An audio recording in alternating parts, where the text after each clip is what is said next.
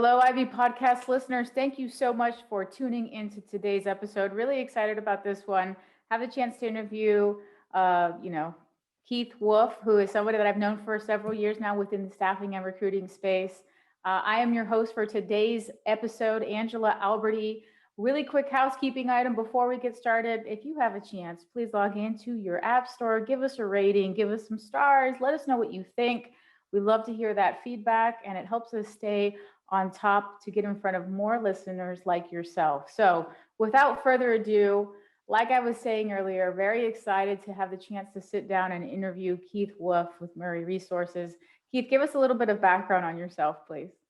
Yeah. Hi, Angela. Thanks for having me. Excited to be here. I am Keith Wolfe, like you mentioned. I'm Managing Director of Murray Resources. We are a Houston-based staffing and recruiting firm. We work with companies all over the country, in fact, internationally, but a lot of our work here is in Houston, and that's kind of where we made our name. So it's a pleasure being here. Thank you, Keith.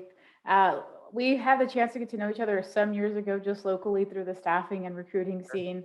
So, it's a privilege to be able to sit down because I've loved to see how your career has really just evolved into where it is now, and really just this reputation that you carry with yourself online and on some of the interviews that you've done and publications that you've been a part of. So that's been an awesome sight to see. But I'd love to ask you a really vague question that maybe is a little bit hard to answer. What does the day consist of for Keith? What are you guys doing at Murray Resources, and what are you responsible for at Murray?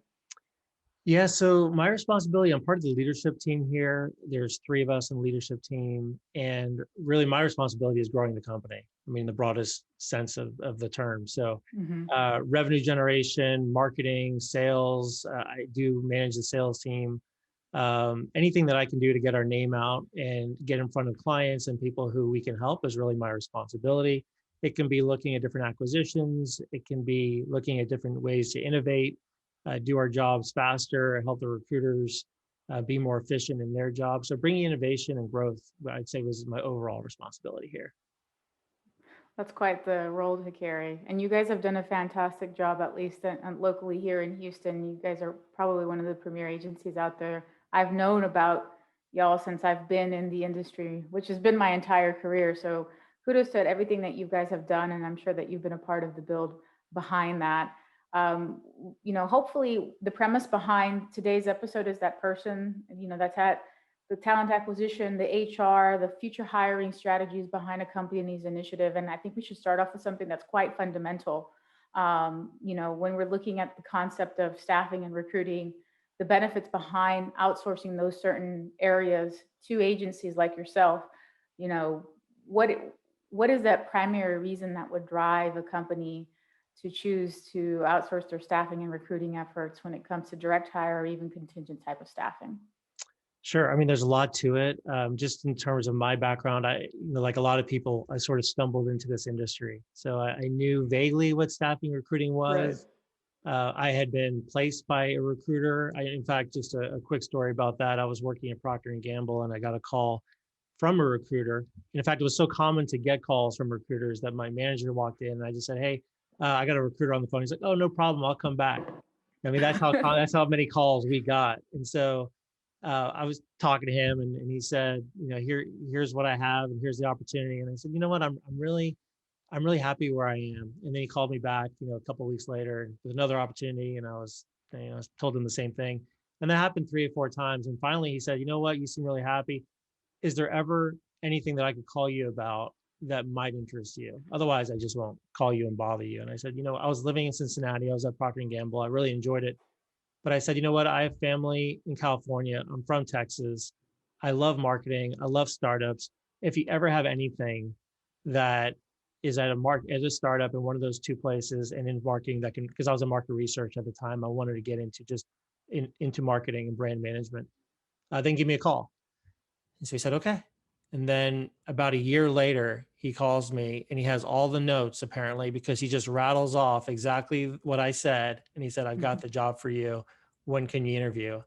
And that was my first experience with a recruiter. And that was going from Procter & Gamble to Invisalign. And I was the second employee at Invisalign. Really? In Silicon Valley. And I moved right out there. I'd never been out there before. And it really changed the course of my career. And so that recruiter, to this day, I've never met him. He was in Connecticut. We had multiple conversations. I was really impressed with his approach. So that was my experience from a candidate standpoint. And then as an employer, I'd used recruiters before. I had temps. And so I had that experience, but I still really wasn't that sure of what a recruiter did. And it really seemed easy from the outside, right? I mean, you're just connecting people, and it couldn't be easier. I only really got an appreciation when I came to this side and understood what goes into it and how much work is involved and really the value that a recruiter adds. So 10 years ago, it was pretty easy to get resumes. Now recruiters are flooded with resumes. So we get the question a lot from clients, I can just post a job on LinkedIn, just like you can. Right. And that's true. The problem is not receiving resumes. It's screening, going through them, using your network, referrals, your following. We get 40,000 hits to our website a month. We have 70,000 followers on Murray Resources on our LinkedIn page. So people know us for having great opportunities. They trust us, and they come to us, and they trust us when we have an opportunity to present to them. So that's part of it. But then there's also, when you go through a process with us, a candidate does, we are pattern or used to recognizing patterns, right? We understand what a career should look like, what the progression should be, what are red flags, what kind of questions should be asked, the right kind of questions. It's like if you do a deal with somebody and they do that deal once a year, are they going to be an expert at it? If they do that deal 5-10 times a day, they're going to build up expertise that's hard even to learn quickly, right? And so there's a lot that goes on in the recruiting that makes a great recruiter. And if you ask them how they found that person or how they knew they were going to be a good fit, they almost can't even explain it because they're just so used to doing it. And so that's part of the advantage that folks have when they use a recruiter. Plus, if you're using a contingent recruiter, I always say, what do you have to lose, right? If you find a candidate who's just as good, then by all means hire them. But that's, I think clients a lot of times they'll try on their own. I always tell them, if you want to go at it on your own, please go for it. But, if we find a candidate who maybe is better, you might want to take a look. So I can go on and on, but those are some of the reasons that I give people should look at hiring a recruiter.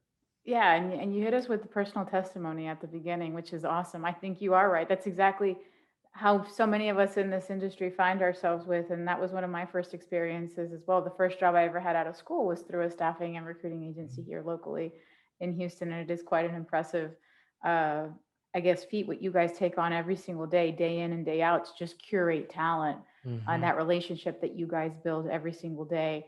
What about when it comes to,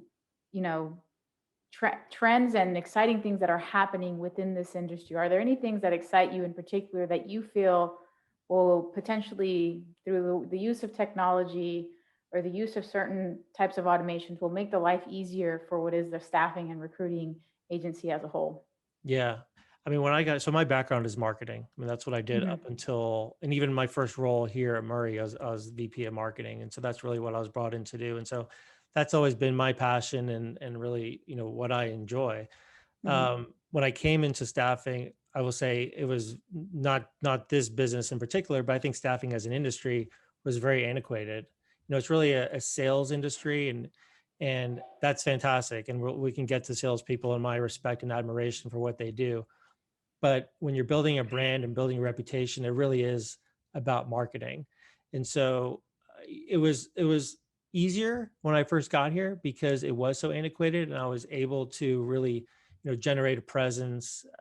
There are some companies that still didn't have great websites, and all that has changed over time. The competition is so much more fierce than it was even 10 years ago. And so everyone's kind of caught up in that sense. What I'm excited about though is the automation. I mean, in terms of getting back to candidates, whether it's web chatting or whether it's automatically reaching out to them, just giving them an explanation of why they didn't get selected for a role, or even the fact that they didn't get selected for a role. There's just a lot of communication breakdown between the candidates and the recruiters and the clients.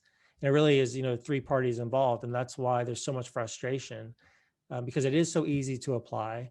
It is so easy to not get back to people because you're flooded with resumes. I think closing that loop and using the automation is just it's a great way to sort of bridge that gap. And that's one area that I'm really excited about.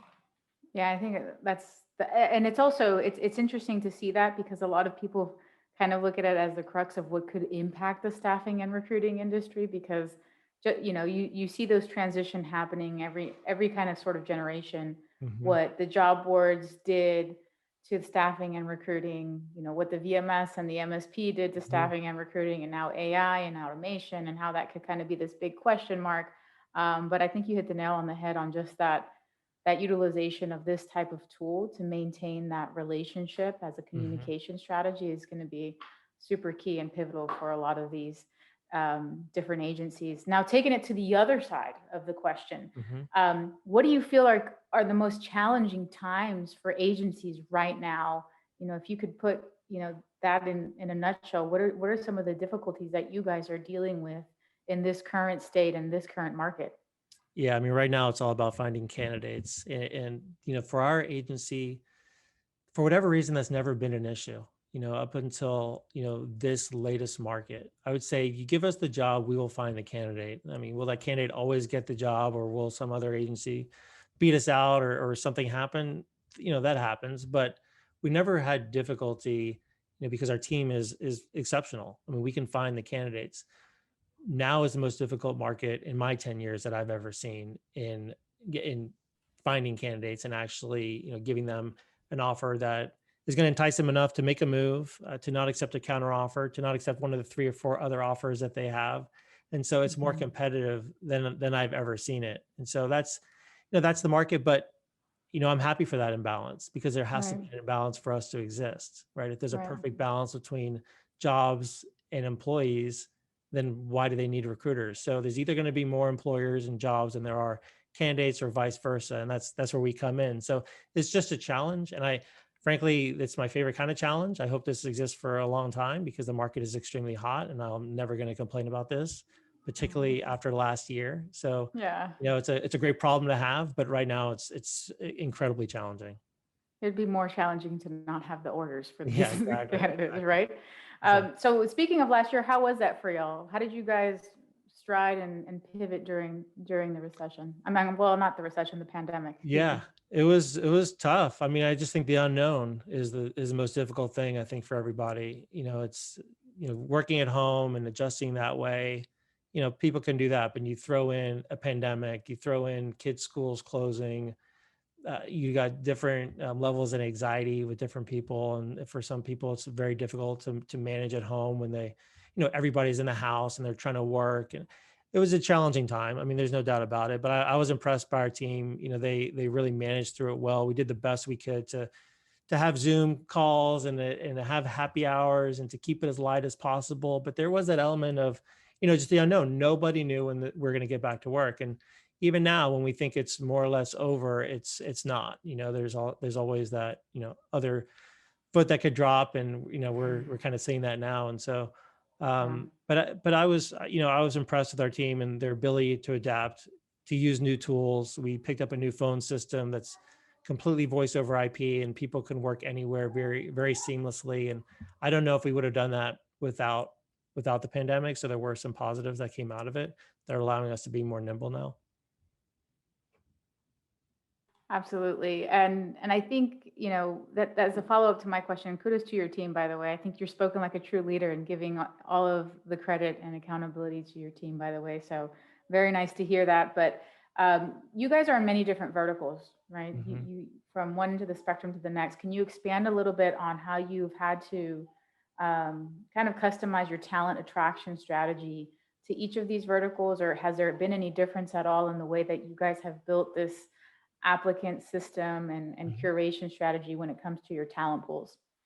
Yeah, so we have 3 different divisions. So we've got a technical division, which is engineering, operations, manufacturing, IT, technical sales. And then we've got our professional division, which is HR, marketing, sales, non-technical sales, accounting, finance, admin, PR, and then customer service. And then we have our light industrial, which is, warehouse, pickers, packers, assemblers, machinists. And, those we do a lot of different things, right? As a company, I would say we're generalists in the sense that you can call us for almost anything in the office or out of the office, we could do it. But as recruiters, they specialize. So the same recruiter working on the light industrial role is not working on a CFO role. Those are different recruiters, different departments. And so they each have their cadences, right? So if you're a temp recruiter, it's a very different cadence than if you're working on a, high level executive role. Right. And so the recruiters themselves, have to be adaptable, but also experts within their field. You have to be able to meet an IT expert where they are, and that could be online only because that's what an IT person wants to do, versus a light industrial person who wants to meet face to face because that's what they do. We used to be a lot more regimented about having to meet every single person in our office before we present them, and there's definitely value to that. But I think with the pandemic, we've adapted, and so we're having more video calls. We're meeting people where they are, whether it's online or video call or in person. As long as we are comfortable in meeting people, again, whether it's virtually or in the office, and we feel comfortable presenting them to a client of ours, that's fine. But yeah, that's sort of the difference between the different divisions is how we operate and how we meet and interact with our clients is Yeah. really where they are. Foundation of that being to have somebody that is an expert in whatever division that they are doing and the type of hiring cycle around that. That's right. So for my next question, I have to give you a shout out because I follow you on LinkedIn. Well, obviously we're connected on LinkedIn, and Yeah. you post a lot of great information on there, some of which I'm already familiar with.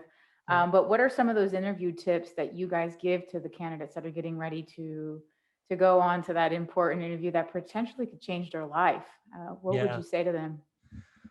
I would say that if I had to give one tip, because there are a lot that we could give, but the one tip I would just say is be prepared as much as possible. I don't, it doesn't really matter what kind of market it is. It doesn't matter if it's a candidate market or an employer market. Yeah. The best jobs are unbelievably competitive. And on the other side, the best candidates are very sought after. So there's sort of a misunderstanding in the market when you're talking to clients because they'll read the newspaper and they say, okay, everybody's unemployed. Like just send me some candidates.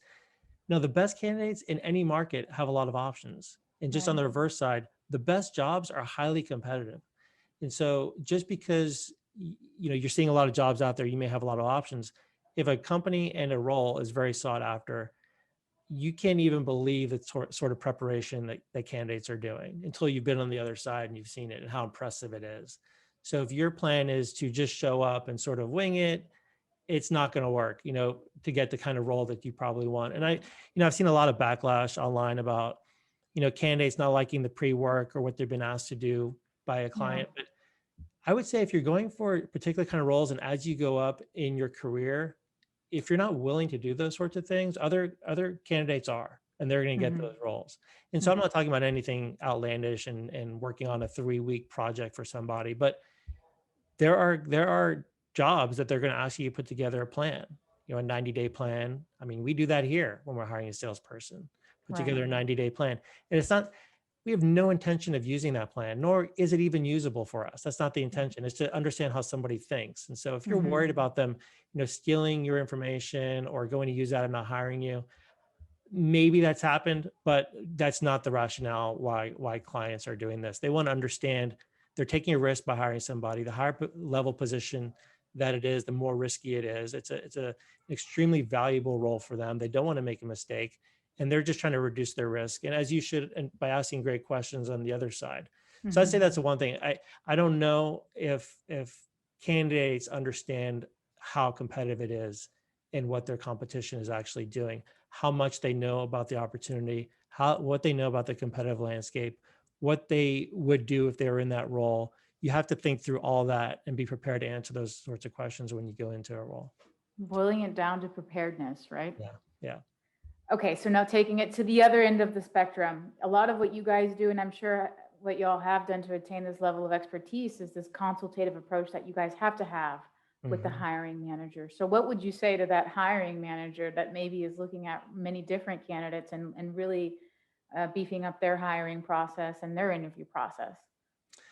Yeah, I mean, I think for them, it's not winging it. It means a little bit more, going back to being prepared. But you'd be amazed by how many people, clients, employers, that they'll go into an interview and with really no plan.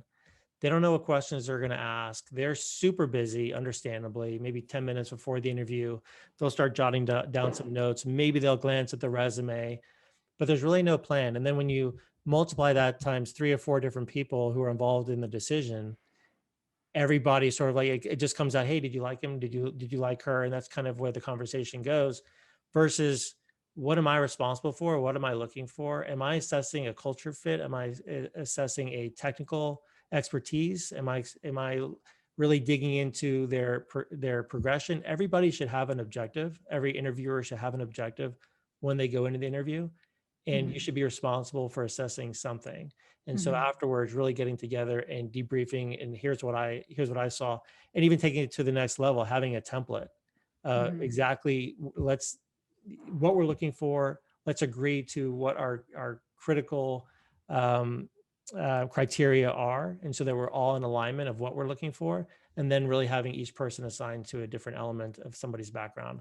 That is ideal. It can't always happen, but what you don't want to happen is, again, did you like her? Did you like him? And then also what that does is just slow down the process. Right. So now, we weren't really clear what we're looking for. Now, you know what, let's redefine this role. And that happens.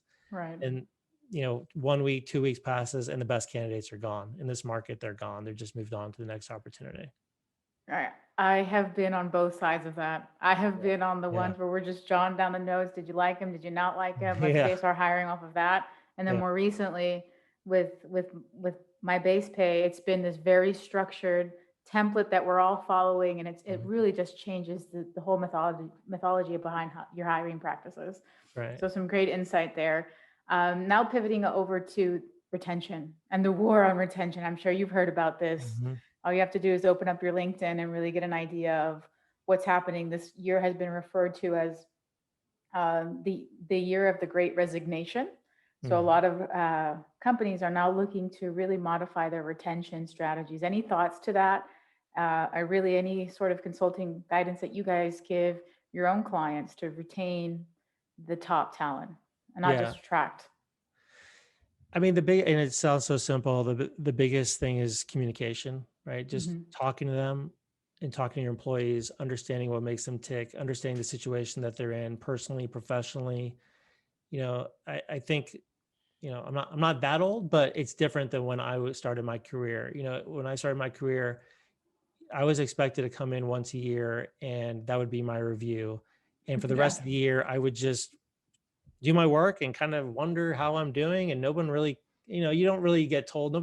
It was different. It was just different. And I didn't think that was strange at the time, but this generation of workers, they crave feedback. They want to know how they're doing.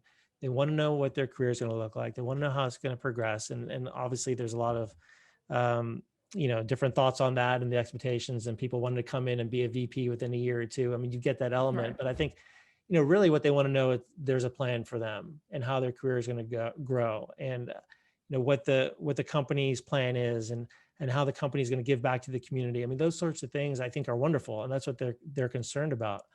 But it's communicating. You can't find out the issues, when they put in their notice, and then suddenly, oh, okay, let me try to change that. By that point, it's too late. And I see that happen all the time.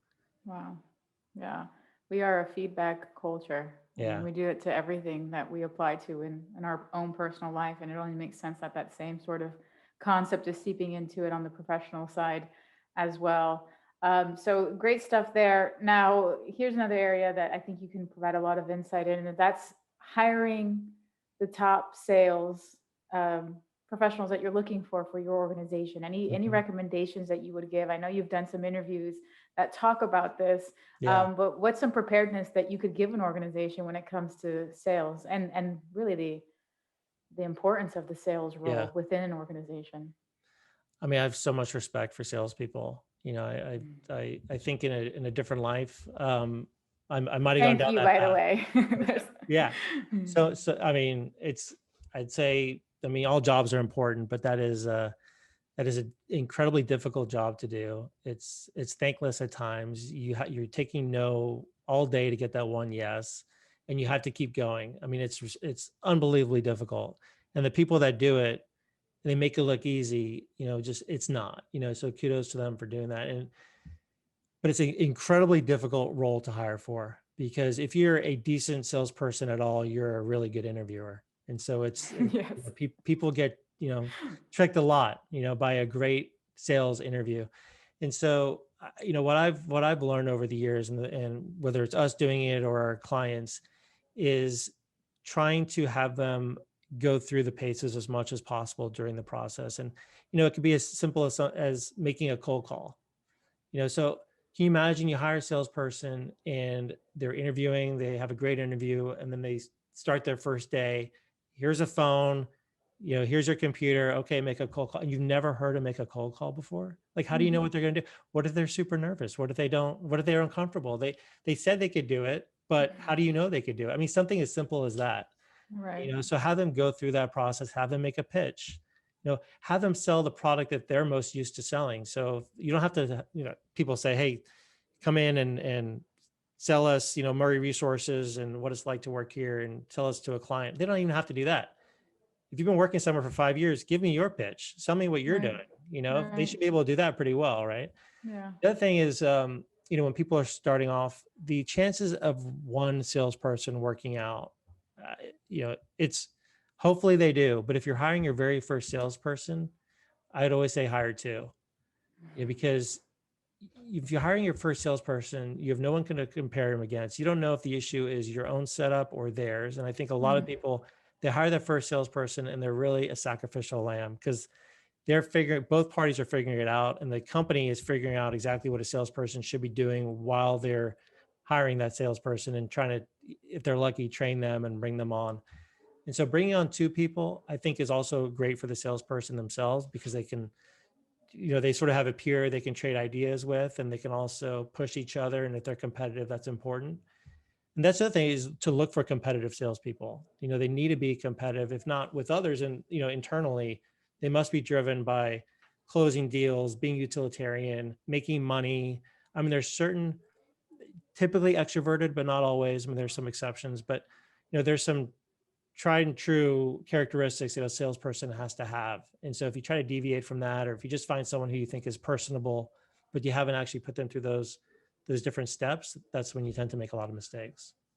Oh, that's some great advice. And I think you hit on so many different things, that some strategies that I need to probably consider applying over at my base pay. So thank you for that. Now, you mentioned something earlier. I'd just like to get your thoughts on this personally, but cold calling. What are your thoughts on cold calling in the future? Is that something that you see as dead, or do you see it just as vital as ever?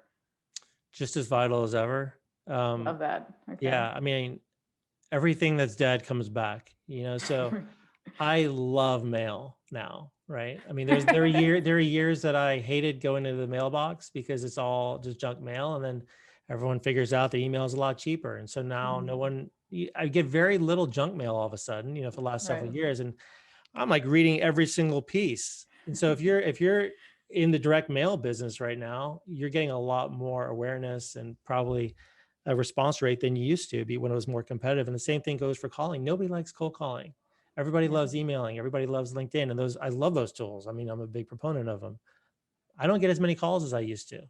I don't get as many cold calls as I used to.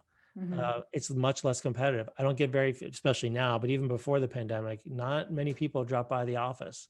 Nobody wants to do that. Nobody wants to go by a building, walk the halls. Like, all that is considered outdated. But for the people who do it, it's much easier because it's so much less competitive. I've personally been on the other end of receiving cold calls, and if it's the right service or product at the right time, I've spent a lot of money. If it's not the right product or service, then that person probably thought they wasted their time. But it wasn't the right timing or product or service for me at that time. The other thing is just what I'll say to salespeople is, being on the other side of those calls, I'm sometimes just waiting for that salesperson just to leave the company. Just keep calling on me, but I know you'll be gone in 6 months or a year, you'll give up. And I'm always impressed by somebody who's still calling me 2 or 3 years later. I'm thinking to myself, wow, they're really in it for the long haul, and they really believe in that company. And Wow. so I want to listen to that person, and I've done that versus, if someone's just, hey, they switch jobs every 6 months or a year, you go to their LinkedIn, they're hopping around. It's like, you don't even, I don't even know if you believe in what you're selling. I want to wait Right. until you're calling on me in 2 years, and so that could just be me, but I imagine some others might feel that way as well. Yeah, there's a certain resiliency that you have to admire. Yeah. Now let's compare your mailbox to your actual LinkedIn inbox, and there's now where you can find a lot of junk Yeah. coming in today's world. That's right. Now, any tips, because we were just talking about this before we pressed record on today's session, recruiting for recruiters and top talent and recruiters. What has that environment been like for you guys right now, and any sort of recommendations or even just general advice that you would give for that company or even agency looking for top Yeah. recruiting talent? It's unbelievably challenging right now to find recruiters. We've invested over the years in our own branding, our own reputation, treating people the right way. I think that in recruiting, that used to be a real advantage, is that most recruiting firms did not treat people well. And so being able to pick them off was relatively easy. I think things have changed. Things like Glassdoor have really helped. So, if you don't treat people well, the word gets out very quickly. So I think the competition is a lot more fierce than it used to be. That it's no longer enough just to treat people well. You have to show them of how well they can do. Work-life balance, that's important to a lot of people. That's always been something that's been important to us. Most of our companies got young kids, and we're proud of the fact that 5:30 everyone's home. They're all with their families, and that we really that's important to us. And so that's part of the advantage. I always feel a little bit strange when I'm talking to candidates because they ask me about the culture, and I'm in leadership and I've been here 10 years. So of course I love the company, but I think it's important. I tell them, talk to one of our recruiters, talk to our salespeople. I tell them to be honest, tell them I want people coming here and understanding exactly what it is. And I really believe if you're coming from a recruiting firm, there's nowhere you're going to be happier than here. The challenge is if you don't come from recruiting, I do get a little bit nervous as somebody coming into recruiting for the first time here or anywhere else, because I think from the outside, it looks a lot easier than it is. It's a lot closer. You take someone in HR, in corporate, and they want to get into recruiting. And I tell them the same thing. It's a lot closer to a sales job than it is to an HR job. So that always surprises them, but it really is a extremely fast-paced job, very commission oriented. You are working with multiple stakeholders at any given time. People don't always make it a priority to get back to you. Building tons of relationships along the way. Exactly. Right. And I just know from my old self, being on the client side, I wish I knew then what I know now. And if I had to give one piece of advice to a client on how to be a great client and really to get the most out of your recruiting firm, the one thing you could do is to give them quick and specific feedback. And when I was on the other side, I never knew that. I never thought about it. I figured if I don't get back to a recruiting firm, that's obvious that I don't like the candidate for this role. But to a recruiter, it can mean a lot of different things, and they really don't know what to do next. So the best thing you can do to get the most out of a recruiter is to give them immediate feedback as soon as you can, and to make it as specific as possible. So, but anyway, so back to your question. I mean, it's a difficult market. We are being extremely open-minded about who, we're looking at, and trying to be as inclusive as we can to all different types of backgrounds and experiences, and trying to be, bring people in who may not have recruiting, because right now it's a really challenging market, to get qualified recruiters. Yeah. And just to recap what you said, it really comes down to selling that culture that you guys have built. And if you are having to maybe bring somebody in with not a lot of experience, to make sure that they have something more in line with what a sales or business development person would, which now that I think about it, I think you just brought me to a realization, but a successful agency is one that has built and equipped a team of business development experts at every level, if you think about it, on the recruiting and the account management side. So, interesting stuff. So we're wrapping up today's session, which kind of bums me out a little bit because I've had such a great time talking to you. But I'd love to get an idea of your content diet. What is that news intake, or just what are you absorbing every single day that you think is interesting in your world? I'm constantly reading. I'm constantly, as a kid, I didn't really like to read that much because I didn't really like the books that people were giving me. I still to this day don't like fiction. I just don't understand. I mean, my wife is the opposite. She loves fiction. She loves escaping into it. And for me, if I have time, I want to read about things that can help me immediately. And Right. so I read nonfiction. I read the Wall Street Journal every day. I read the New York Times. And I probably listen. I have probably 100 different podcasts that I listen to here and there, depending on the topic. And I mostly try to find entrepreneurial podcasts. Things that are outside my industry that I can apply to our industry. I always like to know the newest, latest, greatest. I've always been an early adopter of technology. I think in the staffing industry, for example, I've adopted a lot of stuff probably too early that our team knows that I've brought stuff on, and it probably wasn't even ready yet, from the supplier. But I always want to stay on top of it, because that's the only way that you can really have an advantage over your competition. I mean, it's an extremely competitive market. So podcasts are big for me. Probably the book that has made the biggest impact, and it's almost cliche at this point because it's so common and well read, is The 4-Hour Work Week by Tim Ferriss, that I read, probably 15 years ago. But it's not about working really 4 hours a week. It's about leveraging your time and using it the most effective way possible, and outsourcing the parts of your job or your day that is not the best use of your time. Really focusing on the things that are highest leverage for you, the things you're best at. So if it's closing deals, then maybe it's not setting up all your appointments. Maybe there's other things during your day that somebody else could be doing to help you. And so that's what I gained from that book. And I've really just incorporated that in my life. I mean, my wife says that I don't really do anything at home. All I do is outsource stuff. So, I've really probably taken it to the extreme, but I'm just not handy. Smart. That's really what it comes down to. But yeah. Keith, it's been awesome sitting with you today and having a chance to chat with you. Where can we find you? What's the best way to get in touch with Keith Wolfe? Probably on LinkedIn. I'm on Twitter, and I'm active as a lurker. I read a lot on Twitter. That's another source of information, but I don't tweet a lot. So I'm reading there, but I'd say posting and interacting, I'd say on LinkedIn. Yeah. Well, you listeners out there, like I said earlier, give him definitely a connection request, because he posts some great stuff on LinkedIn that I think is valuable for anyone within the talent space. So Keith, thank you so much for your time today. It was awesome sitting with you and seeing you again. And thank you to our listeners for tuning in. We will catch you guys on the next episode. That's fun. Thank you.